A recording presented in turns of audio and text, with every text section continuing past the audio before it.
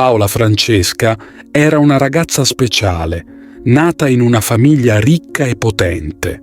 Suo padre, Clemente, era un imprenditore molto rispettato, mentre sua madre, Camilla, proveniva da una famiglia nobile.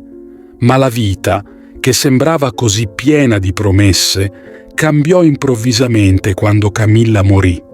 Paola aveva solo 11 anni. La perdita della madre le spezzò il cuore, ma in quel dolore trovò una forza nuova. Andò a studiare in un collegio dove si insegnava non solo la cultura, ma anche l'amore per Dio. Qui, tra le preghiere e i libri, sentì nascere nel cuore un desiderio profondo, dedicare tutta la sua vita al bene degli altri.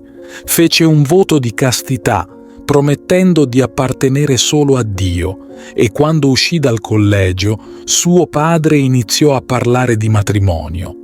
Ma lei disse no, non voleva una vita di comodità o di ricchezze. Sentiva che il suo destino era un altro.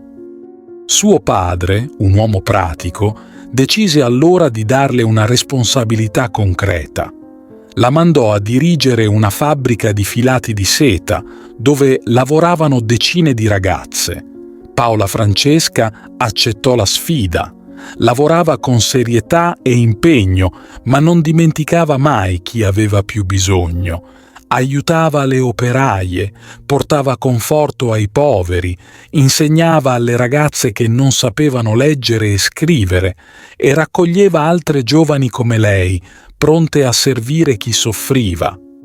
Un giorno la malattia colpì la terra dove viveva. Il colera si diffuse come un'ombra oscura, portando via tante vite. Paola e le sue ragazze non ebbero paura. Si misero al servizio dei malati, curando ferite, asciugando lacrime, portando speranza dove c'era solo disperazione.